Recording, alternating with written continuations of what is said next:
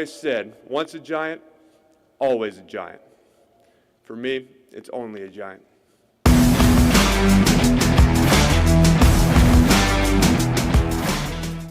We got ourselves a New York Giants Dallas Cowboy preview episode. Let's go. Welcome to Only a Giant, guys. Thanks so much for being here. Excited about this game. Obviously, a Thursday night game, week 4. Dallas Cowboys currently sitting at 1-2, with the New York Giants sitting at 1-2 as well. Dallas's losses so far this year have been against the Saints and the Ravens. So 2 pretty good teams.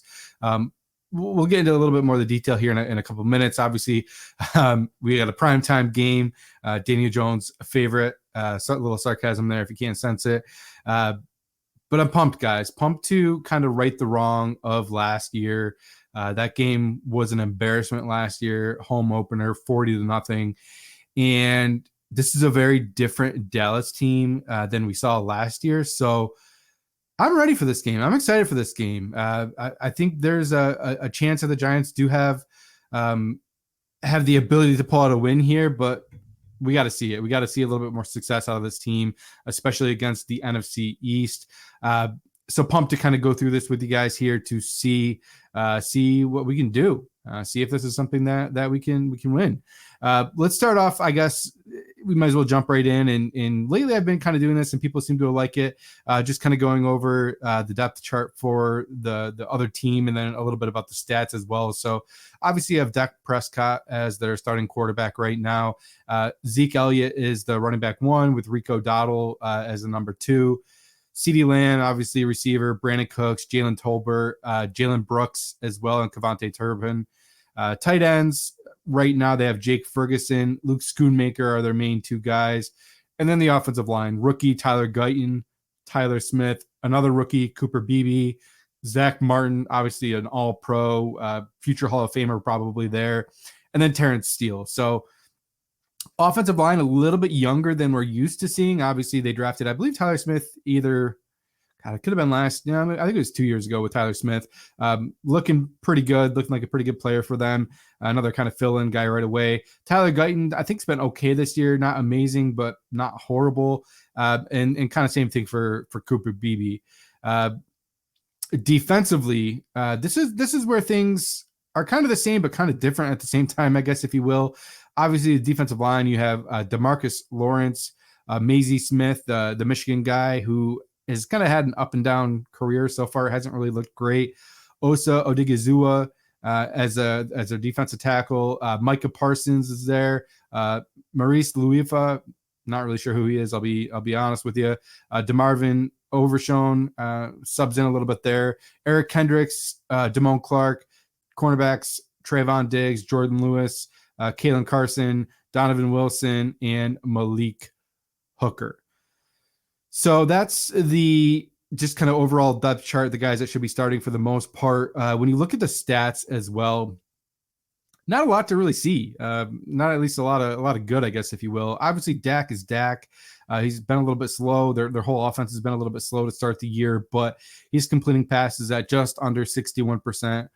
850 yards passing, 4 touchdowns, 2 interceptions, been sacked 9 times. So decent amount of sacks right there, to be completely honest with you. Rushing the ball, nothing. 23 carries for Rico Dowdle for 88 yards, averaging 3.8 yards. 19 carries for Zeke, 62 yards, 3.3 yards per carry. No rushing touchdowns. Oh, actually, I'm lying there. Zeke has a rushing touchdown and Dak has a rushing touchdown. But not a lot of running game. Now, there could be reasons for that. Obviously, the last 2 games they played, they had a game or games that they just had a big deficit. They were down right away really quick and had to kind of battle back. And when that happens, you do sometimes have to abandon the run, especially later in the game, especially against the Ravens. I mean, they didn't start making a comeback until I believe the 4th quarter. In the passing game, receiving game here, CeeDee Lamb, 24 targets, 218 yards on 13 receptions with 1 touchdown. Jalen Tolbert, 10 receptions, 136 yards with a touchdown. Jake Ferguson, 9 receptions for 110 yards. Brandon Cooks, 8. Rico Dowdle, 8. Hunter Lupke, 4. Kevontae Turpin, 5. So it kind of goes a little bit further. Obviously, you have Jalen Brooks 3, Luke Schoonmaker 7, Zeke 5, Deuce Vaughn 2 catches. So it just kind of shows you that they are willing to kind of spread the ball around a little bit more. You have 2, 3, 4, 5 people over 8 catches in this offense. So they do spread the ball around a little bit. Obviously, only 4 touchdown catches in this side of the ball. In CeeDee Lamb probably not showing quite as much as he'd like to show at this point, but it is what it is. Defensively, Eric Kendricks flying all over the field. He has 29 total tackles between solos and assisted with 2 sacks. Overshawn has a sack. DeMarcus Lawrence has 2 sacks, and Chauncey Golston has a sack. So 7 sacks for them defensively. Really not a lot else. A couple interceptions. Eric Kendricks has an interception. Trayvon Diggs has an interception, and Donovan Wilson has an interception. So not a lot going on there. Really, kind of their biggest offensive weapon right now, I guess, if you will, has been their kicker, Brandon Aubrey. Great kicker, probably a Pro Bowler again at this point. Has accounted for, out of 77 of their points, he's accounted for 35 of them. So that's just a little bit about the current Dallas Cowboys team. Now, injury-wise, they're really not going to be missing anybody for this game of significance. Obviously, for the Giants, Adoree Jackson's likely going to be out, and rookie Drew Phillips likely out as well, which would love to have Drew Phillips, especially in this game, in Adoree, but it looks like we may have to kind of do without. It is what it is. We'll just chug along here and try to make something out of nothing. Let's jump over to the Giants offense. And obviously, maybe we could go over the stats for that as well, just because it's always kind of good to see the stats as well. So Daniel Jones, in the 3 games that he's played so far, has, bear with me a moment here. I thought I had it up already. Thrown for 600 yards with 4 touchdowns and 2 interceptions, with about just under 60% for a completion percentage. Sacked 8 times. So he's actually been sacked less than Dak Prescott, which is kind of interesting. Rushing the ball here, it's pretty much one guy, Devin Singletary, 42 carries, 197 yards, 2 touchdowns, 2 big fumbles. And that's an issue, and we'll talk about that a little bit more. Other carries, Danny Jones has 19 carries for 67 yards. Tyrone Tracy has 8 carries. Wandell 1, Eric Ray 3, Malik Neighbors 2. So really, this is kind of a one-man show with Devin Singletary. I guess you could include Daniel Jones in that, but really this is Devin Singletary's backfield. If he keeps fumbling, though, that might change. I'm curious to see what happens there. I really hope we can have a clean game as far as that's concerned, with turnovers, especially with him. Receptions for the Giants, Malik Neighbors, 23 receptions, 271 yards, and 3 touchdowns. Wandell, 15 receptions, 123 yards with a touchdown. And then it's kind of a smattering after that. Darius Slayton, 7, Devin Singletary, 9, Theo, 2, Tyrone Tracy, 3. You get the picture. Really not a lot going on there after. I guess we'll go over defensive stats quick too. Mike McFadden, despite missing a game or not playing at all week 1, he's leading the team with 19 total tackles, a sack and a half mixed in there. And Bobby Okereke, 19 tackles, sack and a half as well. Other than that, Pinnock's got 3 sacks. We'll just kind of shout out some of the bigger numbers here. Dexter Lawrence has 3 sacks, and that's about it. So defensively, we've had no interceptions yet. Oh, I'm sorry. We had 1 with Darius Muasau in game 1. Something that you hope maybe we could see a little bit more of in this game. Leading point getters for the Giants at this point in scoring, Malik Neighbors, 3 touchdowns, 18 points. Devin's got 2. Graham Gano, he's gone. So that's about it. But getting back over to the Giants offense, and we'll talk a little bit about, what we're seeing. Dallas's defense so far is averaging giving up 29.7 points per game, which is 31st in the NFL. That's crazy to me. The last time a Dallas defense had been that bad, I don't know. It's been a while. So to me, this isn't the same old Dallas defense. This is a defense that, to me, is kind of ripe for being taken advantage of. Kind of like going to a Diddy party, like you know what you are, you know what you're there for. Let's be real here. So this is a defense that points can be scored on, and we need to do that. Dallas is also allowing 5.4 yards per rush, which is last in the NFL. Also allowing over 185 yards per game, which is also last in the NFL. Kind of crazy that their rush defense is that bad. It doesn't seem like a lot personnel wise has changed on the defense, but you have a brand new defensive coordinator. I think everyone thought was going to be a good defensive coordinator, and hasn't really worked out so far for them.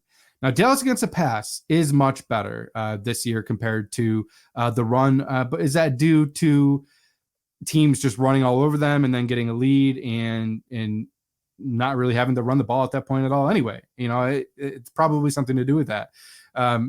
Against the pass, Dallas is allowing 187 yards per game, which is ranked 16th in the NFL, which is right on average, obviously 50%. But you also do have to kind of consider that who are the quarterbacks they played against? Deshaun Watson, Derek Carr, and Lamar Jackson. I love Lamar, and I know people love him as well. And yes, he is an MVP guy. But throwing the ball, he struggles sometimes, especially trying to throw the ball down the field a little bit further. Not the most accurate. Great with those legs. And I think the Ravens have established an offense that is specifically around his skill set, which is awesome. But he's not the most pure passer quarterback in the league or anything of that nature. So not saying Daniel Jones is, I'm not sitting here trying to say that he's better than anyone specifically or anything of that nature, but I am saying that he is better than Deshaun Watson at the very least. Derek Carr, I think he's probably right on par with, if I had a guess. Maybe Derek Carr is a little bit of a better pure passer, but Daniel Jones has a little bit more of a package as far as being able to run the ball and stuff of that nature. But guys, biggest takeaway that I'm seeing, just the Dallas games that I have watched, and kind of the stats that I'm seeing and kind of everything that's going around, is we need to pound the ball. If we can establish a run early in this game and keep drives moving, keep the offense on the field and kind of keep the offense on time and moving properly, we have a chance in this game. We will need to take a few shots downfield. This could be a kind of a fun little revenge game for Jalen Hyatt with the whole Dallas receiver coach who says pretty much you're a one-trick pony with speed. Hey, maybe he is. Maybe we can get behind their defense and kind of get him a long touchdown or a long completion here at the very least. That would be kind of cool to see in this game. A little bit of a get right game, hopefully, for Jalen Hyatt, who seems to be saying all the right things right now, at least, but obviously he's frustrated. He's been targeted 2 or 3 times. He has no catches. We're going into week 4. Flip side of that a little bit too, Darius Slayton has like 7 catches as well. So it's not like, there's a lot of targets being shared with those guys. It's really been Malik Neighbors, and then kind of a smattering of running backs and a little bits of tight ends, but a lot of Malik in this offense. The Giants need to hold up on the offense. The offensive line needs to dominate this game. And guys, we just played the Cleveland Browns, their defensive line, their defense, a much better unit there in Cleveland. Now, I guess the flip side is Dallas actually has an offense where the Cleveland Browns do not. But the offense needs to hold up in this game. And I'll tell you why here in a couple minutes. But before I do that, I will jump over to the Giants on defense.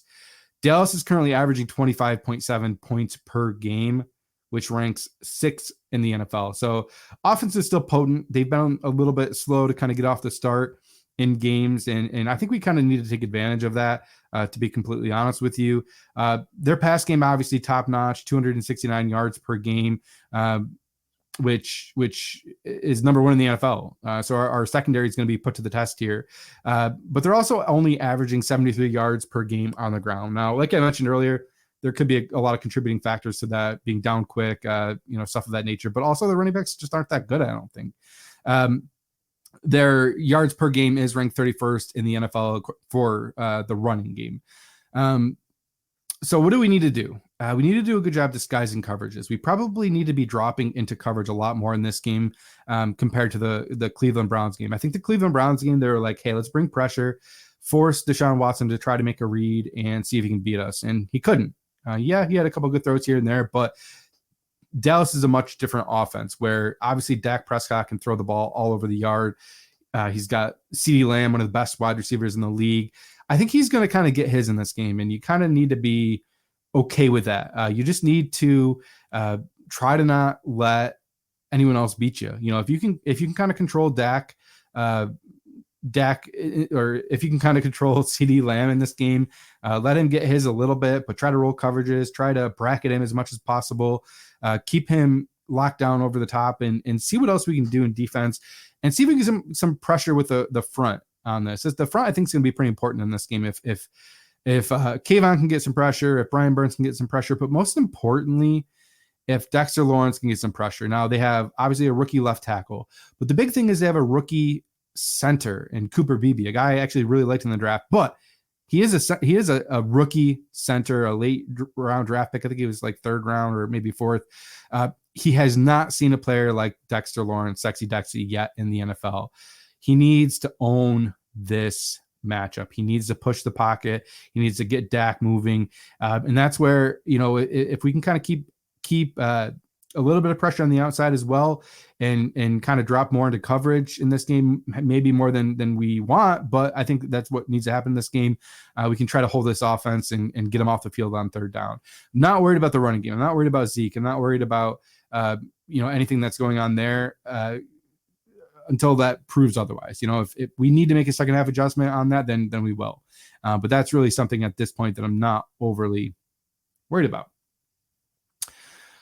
So, 3 things that need to happen to win this game. Run the ball. Run the ball. If we can average, if Devin Singletary can run the ball and we can get about 150 yards rushing out of him, or all the backs in general, including Daniel Jones, I think we have a good chance of winning this game. But more importantly, kind of mixed in with this, no freaking fumbles. Hold on to the ball, Devin Singletary. High and tight. Get Tiki in there if you gotta. You need to hold on to the ball. A lot of these fumbles seem to be happening kind of from behind or the side. It's not like it's getting hit up front and fumbling. I believe last week was from behind, and the week against Minnesota was kind of punched out from the side. Hold on to the freaking ball. Next, so that was point 1. Point 2, win the time of possession in this game. We need the offense to keep their offense off the field. If we can do that, I think there's a good chance that we can win this game. Ground and pound. Let Devin Singletary run the ball over the place. Get some other backs some carries. Get Eric Gray a couple carries, or if you really don't trust him at this point, then get Tyrone Tracy some touches. I would love to see him get a little bit more involved. I'd love to see a little bit more of a split on that than we have seen. 60-40 Devin Singletary to Tyrone Tracy, but run the ball. We need to run the ball in this game. I think that Malik Neighbors will get his. We're probably not going to spread the ball around too much, but we do need to take some deep shots. But we need to control the time of possession. The other big thing, and this is number 3 of the 3 things that we need to win this game, no deep pass interference penalties. We cannot let Dak throw the ball up and Deonte Banks commits a pass interference, ticky-tacky or not. This cannot happen. This cannot set Dallas up in the red zone to pick apart the defense in the red zone and score touchdowns. No pass interference penalties that cost us the game.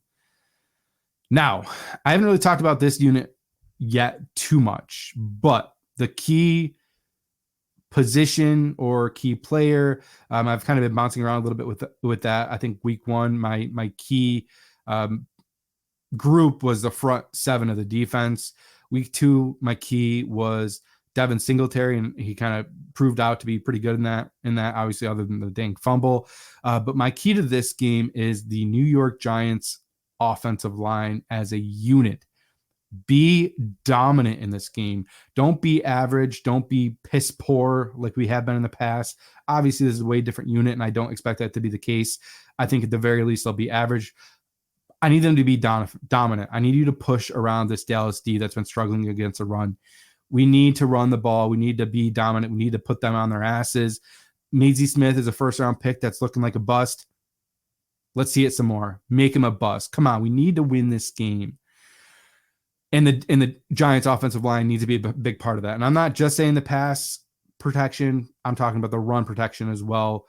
Get us some holes here. Let's run the ball all over the yard. Now, guys, next thing we'll talk about, and I hate to do this, but we're going to talk about score prediction. My prediction for this game, I have to continue the streak because week 1, week 2, I picked the Giants to win. Did not work out. Week 3, I picked the Cleveland Browns to win, kind of in a blowout. I believe it was like 21-7 or some 18-7, somewhere around there. This week, I have to continue the trend, guys. I have to do it. So I'm going Dallas 28, New York Giants 21. Going to be a Dallas win. I think we do keep this close, and I think that this is certainly a game that's winnable. And if we hit some of those important factors of this game, I think we can certainly win this game.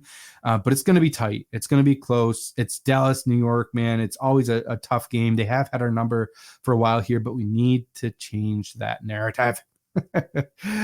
Guys, thanks so much for joining me. I will be at the game. I did try to have a guest on this week who's a big Dallas fan. Timing just didn't work out, but you will see me at the game. You'll see my buddy Anthony at the game, and you'll see my buddy Ryan at the game. If you see me, say what's up. Appreciate you guys for listening. If you could please like and subscribe from the bottom of my heart. I really do appreciate everyone that's following me right now. But if you could please like and subscribe, it really does go a long way to growing the channel. And that's what we want to do. That's what we're here for. Here to grow the channel, here to talk about the Giants with you guys. And I love doing it. It's a blast. But we just want to try to grow the channel a little bit more if at all possible. That's all I got for you guys today. Have a great day. Tomorrow is game day. Let's go Big Blue. Hey, give me the chip. I need the championship. Wait, we got